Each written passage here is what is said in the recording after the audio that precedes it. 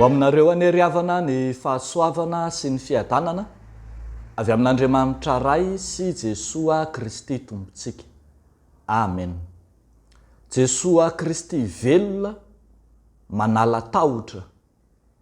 Jesoa Kristy velona manala tahotra. Zany no hitantsika mofinainantsika anio filazantsara araka amin'ny Matthieu 7:20 ny andininy voalohany hatramin'ny andininy 7. Andeha ho vakintsika amin'ny anaran'ny Tompo.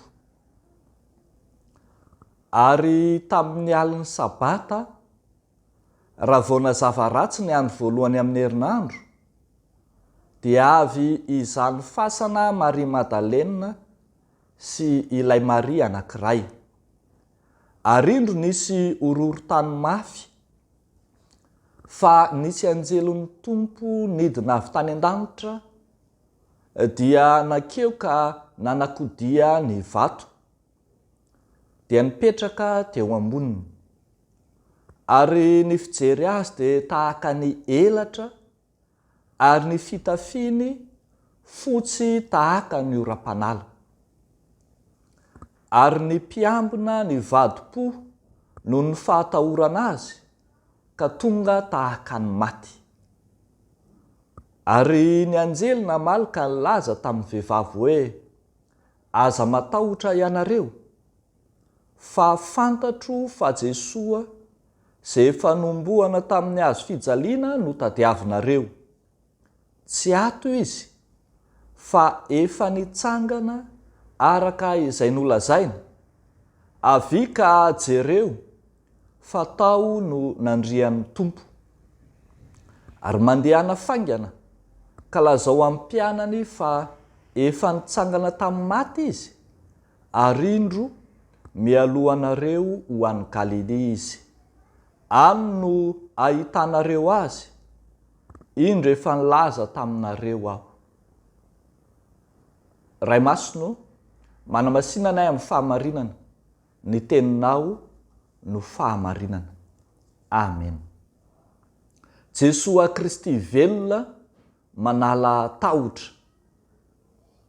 Hitantsika tokoa ny tahotra miopapana nahazo ireto vehivavy izay tonga hitsidika ny Tompo ny maraina ny andro voalohany amin'ny herinandro tao aoriana ny nahafatesan'ny Tompo. Alaitsika sara-tsaina fa nangororo fatratra izy ireo, ny andro mbola maizina, mbola vao mazava ratsy amin'iny maraina iny. Nefa indro toa zavatra hafahafa, zavatra tsy mahazatra no hitan'izy ireo, toa nisy horohorontany mafy ao anaty alina, ny sokatra, ny fasana, ny kodia, ny vato, ary toa nahita anjely izy nidina teo aminy, nampivadi-po ny Tompo tsy tao am-pasana. Ary raha nhitantsika eto aza dia hatramin'ny mpiambina ny fasana aza ny vadi-po ka tonga tsy nihatsiaro tena, tonga torana mihitsy aza. Hoy ambarany andininy 4. Eo anatrehan'izany tahotra mangorohoro ny vadi-po zany no miteny ny anjely irak'Andriamanitra, mampitony, mampitsahatra ny tahotra, manala ny tahotra mihitsy, fa efa nitsangana Jesoa. Izany Jesoa Kristy nitsangana tamin'ny maty izany no manala ny tebiteby sy ny ahiahy rehetra ao anatiny reto vehivavy ireto. Tsy ato izy fa efa nitsangana arak'izay nolazaina, hoy ny filazany anjely. Ary dia indro izy miteny mihitsy manao hoe, aza matahotra. Jesoa Kristy ilay nitsangana tamin'ny maty zany no manala ny tahotra sy ny tebiteby, mampitony sy manala ny ahiahy rehetra. Jesoa Kristy ilay nitsangana tamin'ny maty no antoka ho an'ny mino manaisitra zay rehetra mampiaya eo amin'ny fiainana.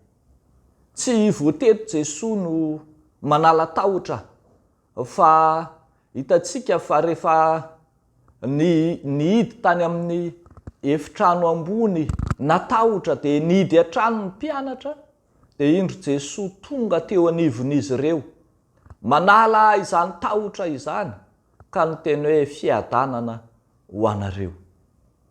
Ry havako malala ao amin'ny Tompo, ny fitsanganan'i Jesosy a Kristy tamin'ny maty dia fitsanganana ho velona, manala ny tebiteby rehetra, manala zay fisalasalana rehetra, manaisitra ny tsy finoana rehetra ary mitondra any amin'ny fahazahoana antoka tanteraka.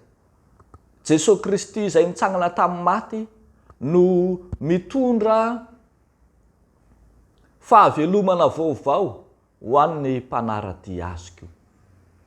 Ianao mety misy tebiteby, mety feno tahotra nohony amin'ny fiatrehana ny fiainana izay sarotra.